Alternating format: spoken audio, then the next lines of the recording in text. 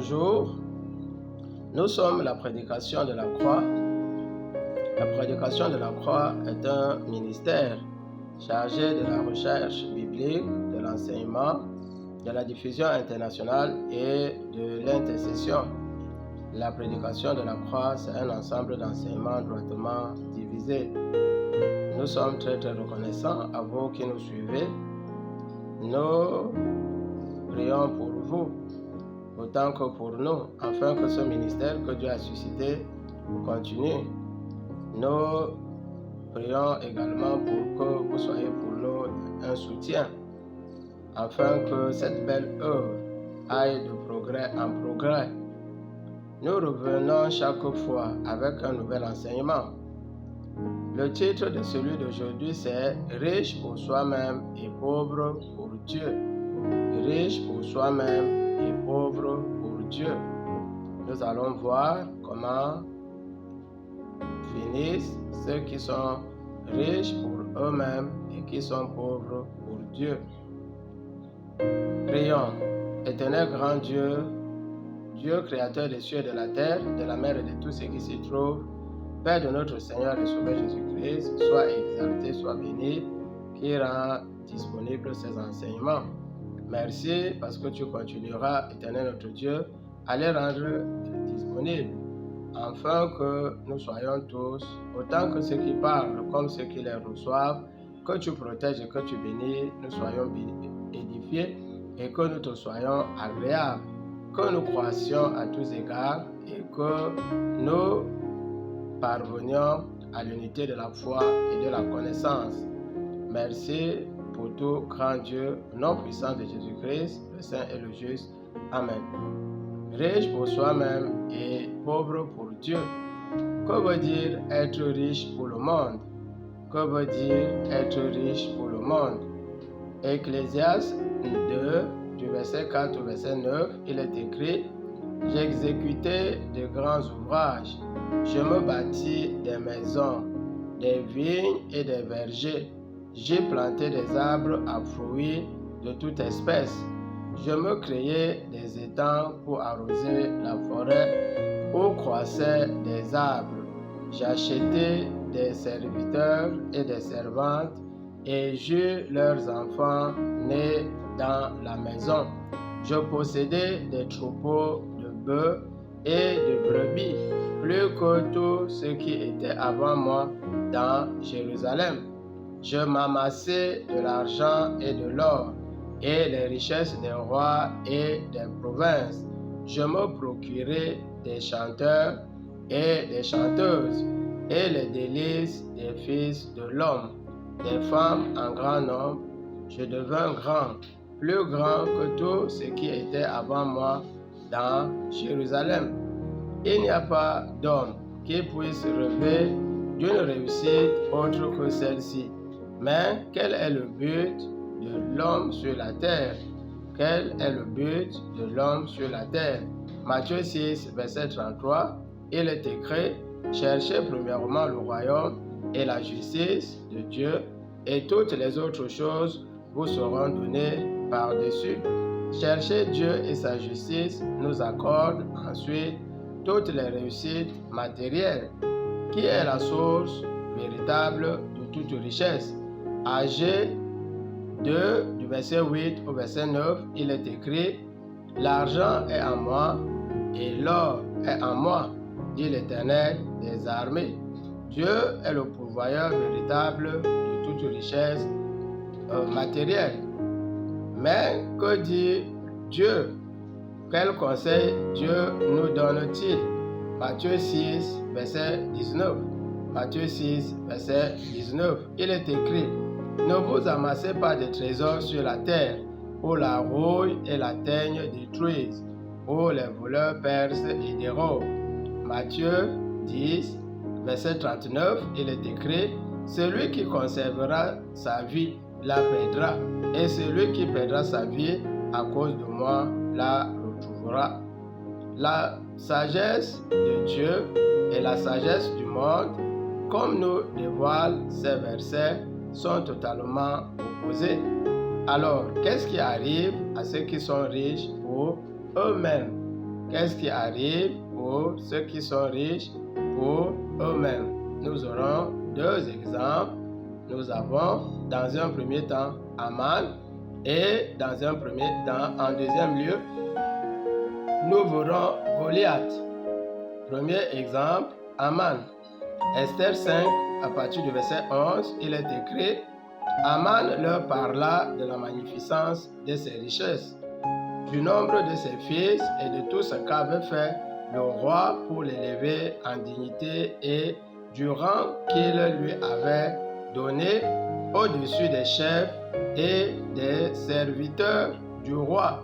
Et il ajouta: Je suis même le seul que la reine Esther a admis avec le roi au festin qu'elle a fait, et je suis encore invité demain chez elle avec le roi.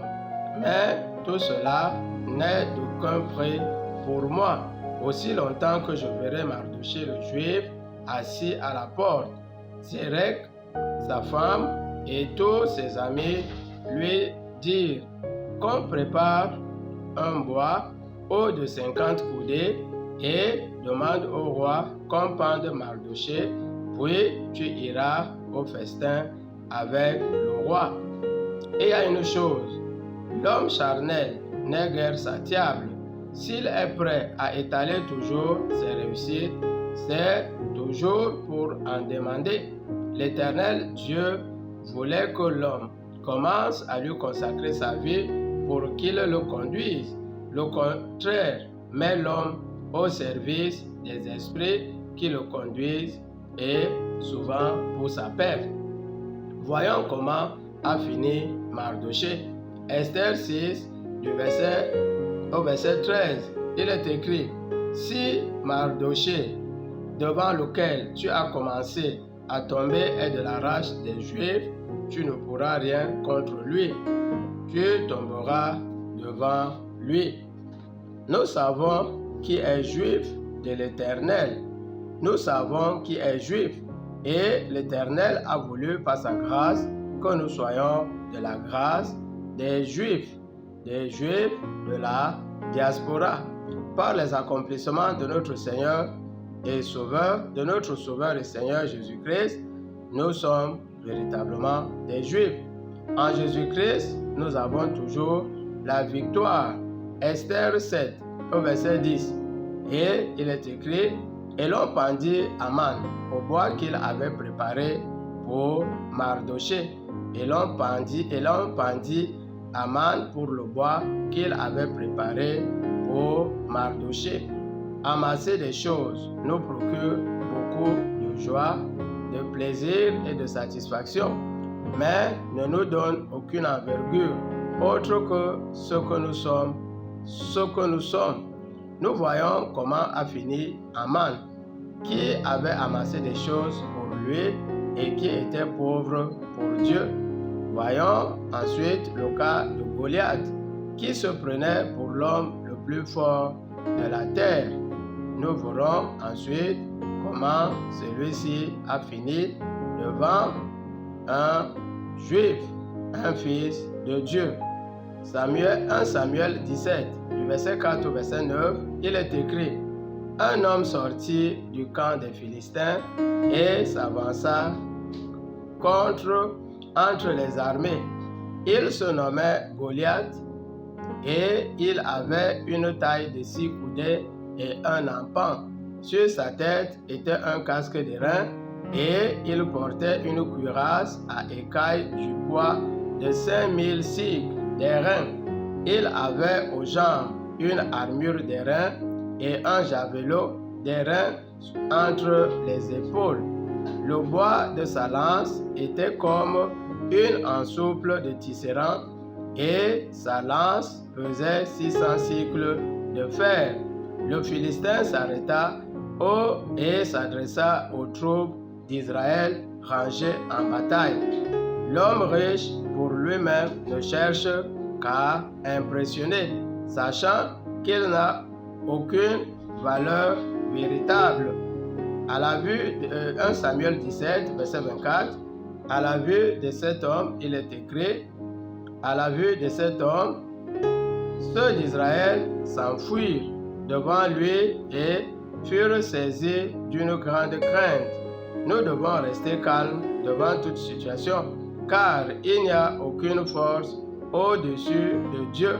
Le jeune David le savait et il réagit à la provocation et à l'orgueil de Goliath.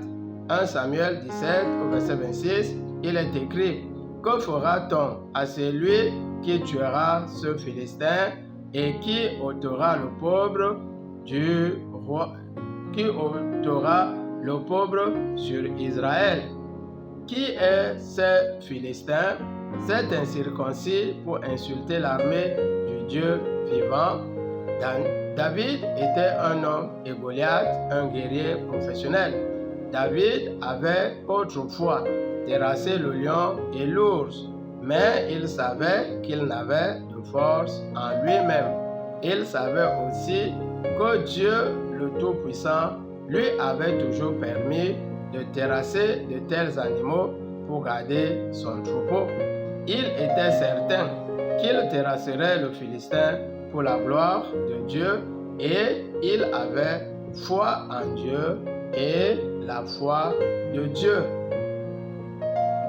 Il avait la foi de Dieu. 1 Samuel 17 au verset 45, il est écrit: tu marches contre moi avec l'épée, la lance et le javelot, et moi je marche contre toi au nom de l'Éternel des armées, du Dieu de l'armée d'Israël, que tu as insulté.